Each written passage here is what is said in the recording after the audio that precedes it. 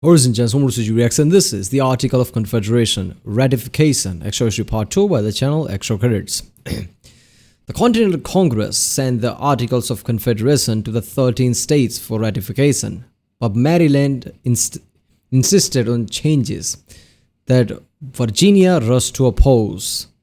Meanwhile, the American Revolutionary War raged on. Yeah. So, in the first part we saw, I guess, a few days ago, right? In that part we saw how, basically, the Article of Confederation basically was, given out as a one central, I guess, rule or government, whatever you want to call it, as a thing to follow, but no states wanted to touch that because they wanted to be free completely, right, as their own entity. So around this time, they were kind of acting like their own countries, every single state, then having some kind of a federal agency or something. But obviously, people, some really smart people realize that you can't go on like that, right? You need to have something that unifies the states. I mean, you can't just think like, okay, when the problem arises, we'll just unify, right? And deal with the problem that way. We are a country in that sense. I mean, that doesn't work because there could be disagreements and problem in that sense. You need a federal government, even if there are lots of freedom given to all the states. So yeah, in this, I guess, we'll see how there are squabbling going on still and nobody's touching that until it becomes a thing and becomes a constitution. So yeah. Remember, if you like my reaction, don't forget to subscribe. Check out the reaction, there's a link in the description. Check out the cultural playlist like history with all my historical reactions, oversimplified, only sarcastic production, CGB Grey, Kazakhstan nutshell. And yeah, let's watch it. After over a year of debate and revision, the Continental Congress presented the states with their new Articles of Confederation.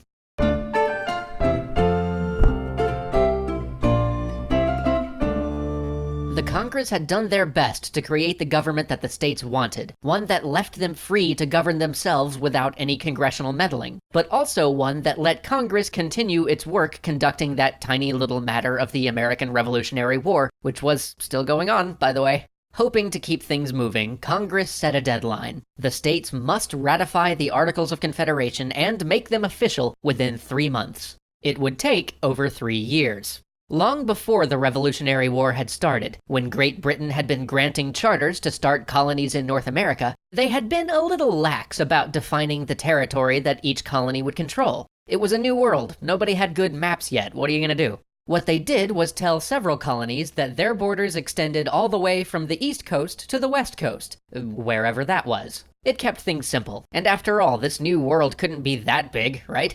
Turns out it was that big, and now that the colonies had become independent states, the lucky ones who had gotten huge territories granted by those early charters wanted to argue that they still had the right to all that land. But states like Maryland felt left out. With no Western claims of their own, they feared that all that extra land would make their neighbors bigger and richer and more important than them. They saw a future where they faded into irrelevance, while giant Western-facing states ruled the nation. So Maryland refused to ratify the Articles of the Confederation unless everybody agreed to give Congress, not individual states, control of the West.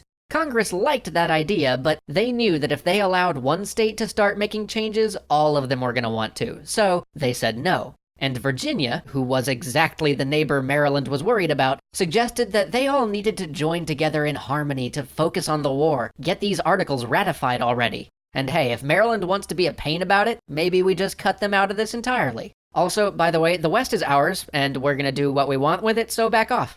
Maryland dug its heels in. Virginia played innocent, and the Maryland wasn't wrong, right? I mean, what Maryland was fearing was kind of happening there. I mean, yeah, it would happen, right? In the end, survival of the fittest usually goes like that. So if Maryland is small and all the other states are bigger, yeah, they would go to insignificant basically pretty soon. Deadline to ratify the Articles of the Confederation flew by. But 10 of the 13 states did ratify them, and Congress needed some form of organization. So the Articles became, if not the law of the land, then at least its semi-official rule set.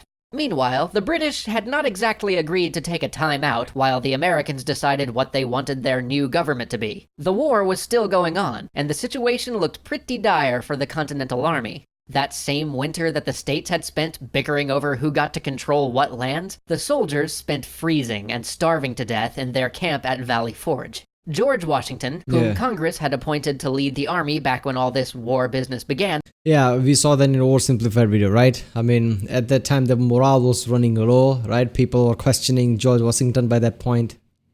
Had tried desperately to petition for help. Congress had tried just as desperately to provide that help, but they ran into some major problems. Congress had been just printing money, and I mean that literally. Need to buy equipment? Print some money. Need to pay your soldiers? Print some more money. By the winter of 1777, they had printed so much money that it had become practically worthless. When Washington tried to purchase supplies from the local farmers using that money, they said no thank you, and sold those supplies to the British Army. Yeah, I mean, we saw that in Paper Money series. Basically, you can print money if you want to, but money only reflects your economy and your worth, basically. So if you print excess money in the short term, people have trust that you can, make up for it in pretty future. But if you just, print money, by then it becomes worthless. Like, okay, you're not that much of worth, right? We don't see any way you can, make that back. Instead, for good, reliable pound sterling. See, it wasn't that there was no food in Valley Forge. The locals and the British enjoyed a very comfortable winter, in fact. It was just that Washington and his army couldn't buy anything with these worthless dollars Congress kept printing for them. So Congress turned to the states for money. The idea, at least as the Articles of Confederation intended, was that the states would raise money through taxes. Congress would tell them how much the army needed, and the states would pitch into a general fund to make it happen. But contributions from the states had been drying up. They all had their own issues to deal with, including their own local state militias to fund, so they began to treat the requests from Congress as entirely optional. If they couldn't see the immediate benefit for themselves, they would not pay. As the winter reached its peak, Washington began to fear that his army and the backbone of the revolution would be defeated not by the British, but by this Confederation model of government. Congress could do nothing without the aid of the states, and the states had become too wrapped up in their own concerns to help, even when Washington skipped Congress and wrote directly to them about the desperate situation of his army. In the end, he resorted to plundering the very countryside he wanted to protect. Whoa. Being a good Virginia. Oh, I feel bad for the guy, man. Damn, he had to do that shit. First of all, the other state realizing that, okay, first of all, assuming that all these states, wants independence, right? So if they all want independence, aren't they realizing that George Washington is the, basically the guy who's fighting for it? I get it, you have to have your personal militias to, I guess, protect your own state. But in the end, that's all worthless if you don't win against the British. And Washington was the guy who was fighting. So, I mean, even if they don't help out completely, they should help out somewhat. I mean, this is what happened when you don't have central government of sort, right? Inner bickering doesn't see the bigger picture. Gentleman, he tried to make it a genteel sort of plundering. His troops would take whatever food they could find from local farmers by force, but then give them an IOU for their trouble. But seeing as clearly nobody had the money to pay those IOUs, the farmers still felt pretty plundered. But what mattered to Washington was that it worked. The Continental Army crawled out of Valley Forge in much the same condition as it had started. I mean, look, this might be a weird way of seeing things, but look, when the war goes on, right? Countries conscripts all the civilians, even the people who don't want to fight, forcefully conscripts them because of war going on, right? That is kind of, giving up a person's freedom, but the war is going on, so you make compromises there, right? So I can see something like this, like, okay, first of all, they are fighting to, get independence for those people. So at that time, plundering that food is like for the people, for the country. So I guess we'll get back to you in the future, but we have to do this. I kind of see the justification in that, but it's still effed up that he had to do that. Not great, but not dead. Still, both his and his officers' faith in the Confederation had been shattered. Washington called it a many-headed monster that never will nor can steer to the same point. He still believed in an independent America, but he feared that this government would either lose the war or fall apart when peace arrived. While Washington struggled, another agent of the Confederation Congress pulled through for him. Benjamin Franklin had taken a break from his hobby of writing constitutions and now served as the U.S. ambassador to France. Drawing on their mutual hatred of the British, he convinced the French to become full allies of the United States and reinforce Washington's army. His breakthrough came in the nick of time. The British had launched a new campaign against the southern states, hoping to break the spirit of resistance there. They crept steadily northward on a trail of victories, getting closer and closer to that one recalcitrant state, Maryland.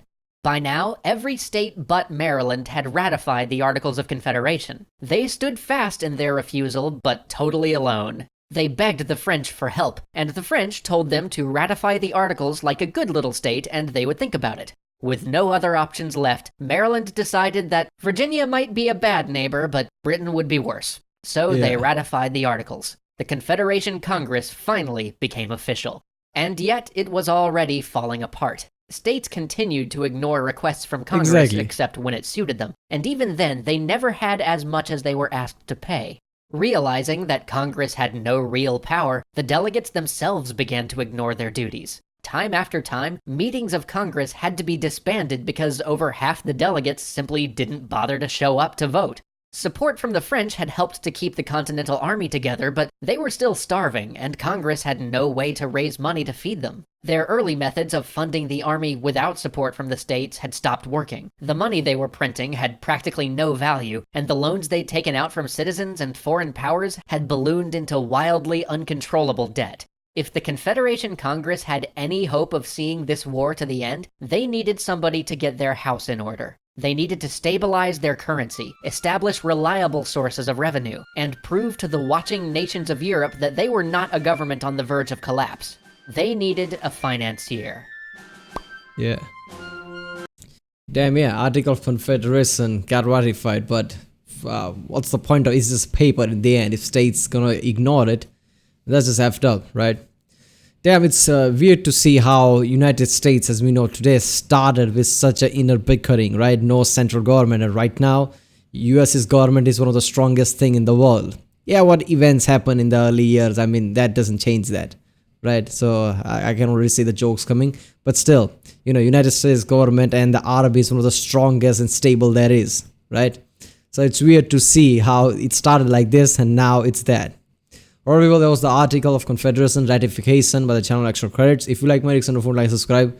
Check out the reacts and there's a link in the description. Check out the cards for place, link cards, and yeah, I'll see you next time.